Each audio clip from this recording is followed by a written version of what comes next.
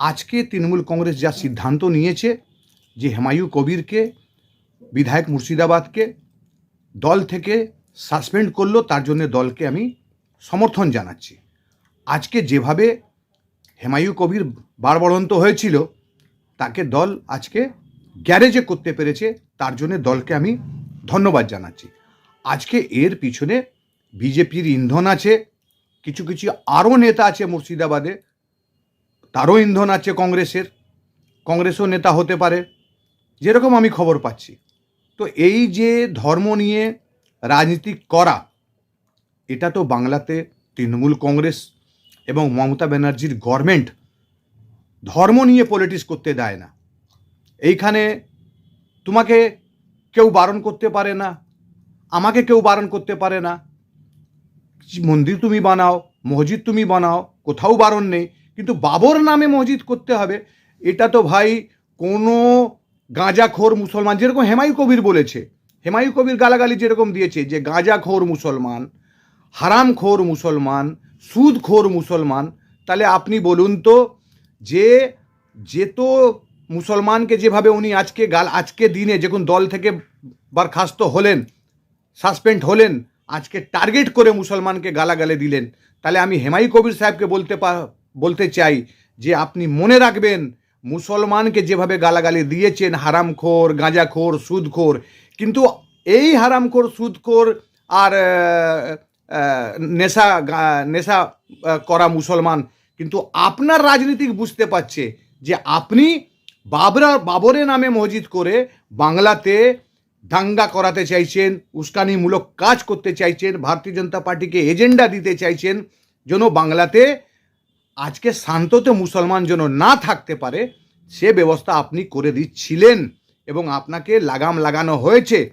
এবারে আপনি যে কোনো তৃণমূল ছাড়া আপনার দম থাকলে যে কোনো পলিটিক্যালের নামকরণ করেন, আপনি বাবরি মসজিদ বানান, তো বানান না। আপনি উত্তরপ্রদেশে গিয়ে বাবরি মসজিদ বানান, উত্তরপ্রদেশে গিয়ে বাবরি মসজিদ বানান। আপনাকে তো উত্তরপ্রদেশ থেকে একজন রাম মন্দির ট্রাস্ট থেকে লোক ধমকেছে, আপনি বলছেন, তা আপনি একটা কাজ করুন তো, যে আপনি উত্তরপ্রদেশে গিয়ে বাবরি মসজিদটা বানান। ওইসব ছেড়ে দিন। বাংলাতে ধর্ম নিয়ে রাজনীতিক তৃণমূল কংগ্রেস করতে দেয় না, দেবে না। কোথাও মন্দির বানানো, মসজিদ বানানো নিয়েও দল বারণ করে না, কিন্তু এই বাবর নামে আর আওরঙ্গজেব নামে, শাহজাহান নামে, এইসব নামে যেটা অতীত হয়ে গেছে। আজকে আমরা মডার্ন জামানাতে আছি, আমরা সব কিছু ওইগুলো সব ভুলে গেছি।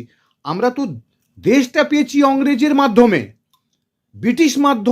ব্রিটিশকে আমরা হারিয়ে আমরা দেশটা পেয়েছি। তো আজকে যখন ব্রিটিশ থেকে আমরা আজাদি স্বাধীনতার মাধ্যমে আমরা যখন আজাদি পেলাম, তখন আমরা আস্তে আস্তে যেভাবে দেশকে আমরা এগিয়ে নিয়ে যাচ্ছি, বাংলাকে যেভাবে গভর্নমেন্ট, মমতা ব্যানার্জির গভর্নমেন্ট এগিয়ে নিয়ে যাচ্ছে, সে মূল ধারাতে আসতে হবে সবাইকে, সেই উন্নয়নের রাস্তায় সবাইকে আসতে হবে।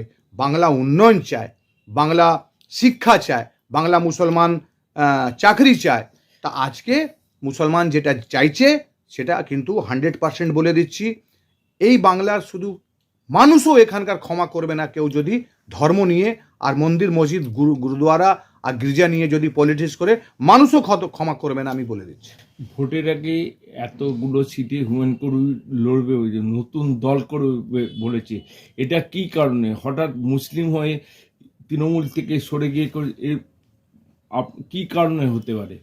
দেখুন, 2021 সালে নওশাদ সিদ্দিকীকে ব্যবহার করা হয়েছে। নওশাদ সিদ্দিকী এজেন্ট ছিল ভারতীয় জনতা পার্টি, তার সাথে সাথে ওবেসি সাহেব এজেন্ট আছে ভারতীয় জনতা পার্টি, প্রত্যেক দেশে ঘুরে ঘুরে মুসলমানদের ভোট কাটে।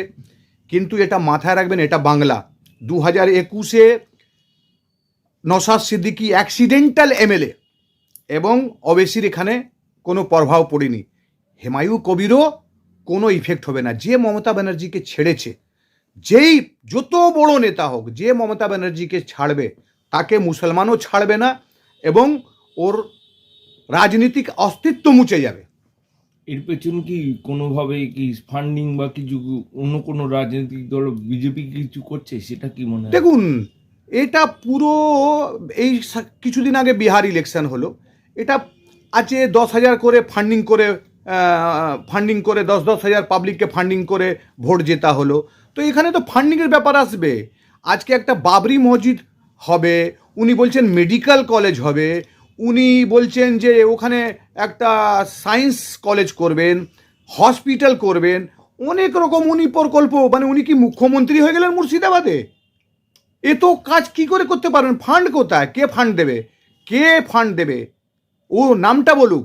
আর এটা মাথায় রাখবেন, আমি বলে দিচ্ছি আপনাকে, যে এজেন্ডাগুলো ভারতীয় জনতা পার্টি প্রকাশ্য করে, মানে পাবলিশ করে, যে এজেন্ডাকে মুসলমান সমর্থন করে না, ওই এজেন্ডাগুলো দেখবেন ভারতীয় জনতা পার্টি হেমায়ুর মুখ থেকে ওই এজেন্ডাগুলো মুসলমানকে বিভ্রান্ত করার জন্যে, মুসলমানকে মিসগাইড করার জন্যে ভারতীয় জনতা পার্টি হেমায়ু কবিরের মুখ থেকে বলাবে। এবং মাননীয় মুখ্যমন্ত্রীর বিরুদ্ধে একই প্ল্যাটফর্ম ব্যবহার করবে ভারতীয় জনতা পার্টি, ওটা হচ্ছে হেমায়ু কবির মুর্শিদাবাদ। 2 বছর আগে বাছাই করে নিয়েছে যে ওখান থেকে মমতা ব্যানার্জি নামে মুসলমানকে কিভাবে আলাদা করতে হবে, কিভাবে মুসলমানের বিরুদ্ধে বলতে হবে যে এই গভর্নমেন্ট মুসলমানের বিরুদ্ধে আছে, মমতা ব্যানার্জি মুসলমানকে সাথে কি কি করেছে। এই ভারতীয় জনতা পার্টি অনেক চেষ্টা করেছে, কিন্তু পারেনি বলে হেমায়ু কবির হোক, নওশাদ হোক, ওবেসি হোক, সবাইকে কিন্তু ব্যবহার করবে। মনে রাখবেন হেমায়ু কবির সাহেব, আপনি মুসলমানকে গালাগালি দিয়েছেন তো, এটা মাথায় রাখবেন। আজকে যখন দল আপনাকে সাসপেন্ড করলো, আপনি তৃণমূল কংগ্রেস যে দল ছেড়ে গেছে, যে পচা তালিকা আছে, পচা নেতার তালিকা আছে, যে তালিকার মধ্যে মুকুল রায়, শুভেন্দু অধিকারী, অর্জুন সিং এবং কিছু কিছু নেতা তৃণমূলে ব্যাকও করেছে, সবই কিন্তু পচা তালিকার মধ্যে আছে। আর আজকে দিন হেমায়ু কবির সাহেব, আপনিও পচা তালিকার মধ্যে সামিল হলেন। যে তৃণমূলকে কংগ্রেসকে ছেড়েছে, যে মমতা ব্যানার্জিকে ছেড়েছে, তার অস্তিত্ব মুছে গেছে, এটা মাথায় রাখবেন।